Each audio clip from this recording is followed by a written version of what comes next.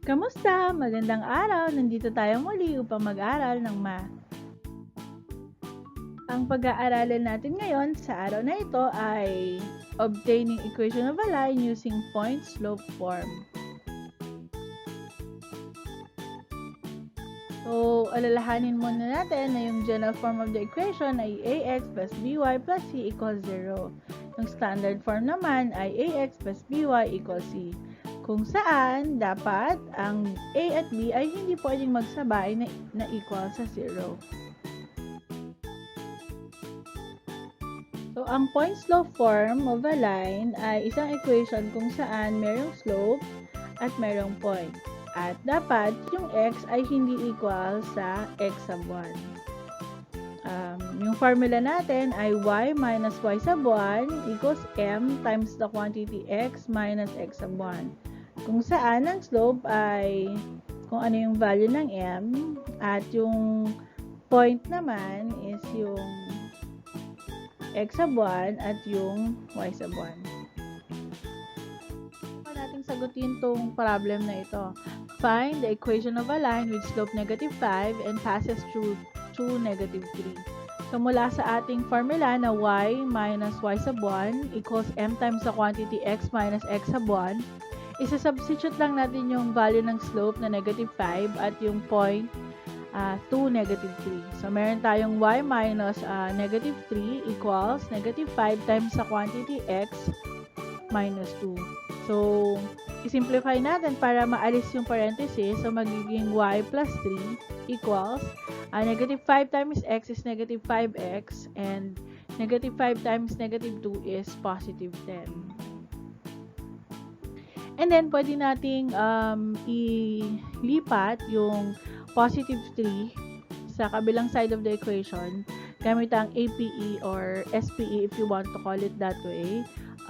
Kung ano ang sinubtract sa kanan, yun din isusubtract sa kaliwa. So, we bring down y, we bring down negative 5x, and 10 minus 3 is positive 7. So, ito na yung ating slope-intercept form. So, mula sa ating slope-intercept form, pwede natin siyang gamitan ulit ng APE or SPE kung saan ano ang in-add o sinubtract sa kanan, ganun din ang i-add o isusubtract sa kaliwa. So, we bring down 5x, we bring down y, and we bring down negative 7 equals 0. So, ito na yung ating general form of the equation. Kung gusto naman nating hanapin yung standard form, mula pa rin sa slope-intercept form, gagamitan pa rin natin siya ng APE. Pero this time, yung APE natin ay yung ano lang ang gagamitin natin, yung may coefficient na x lang ang ililipat natin sa kabilang side. So, kung ano yung in-add sa kanan, yun din ang i-add sa kaliwa. We bring down 5x, we bring down y equals 7. So, ito na naman yung ating standard form of the equation.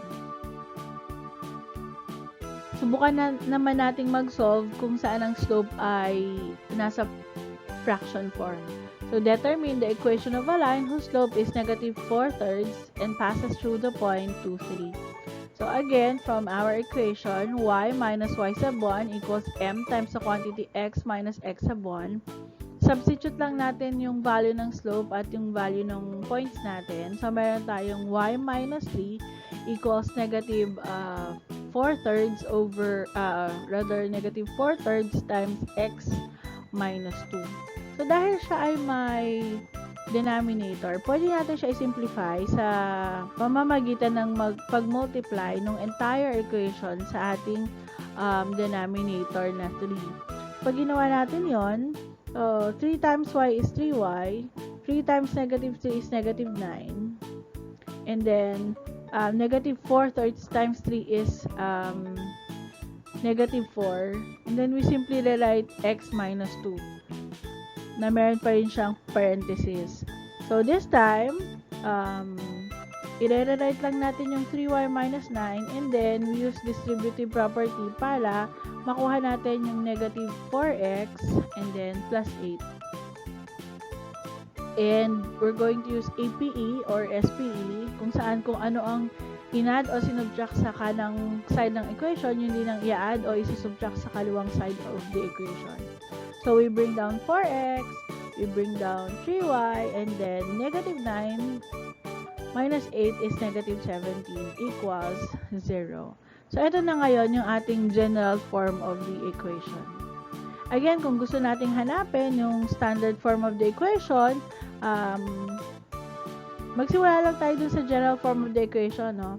So, mas madali lang yan kasi gagamitan lang natin siya ng APE kung saan we need to transfer yung constant niya dun sa kabilang side of the equation.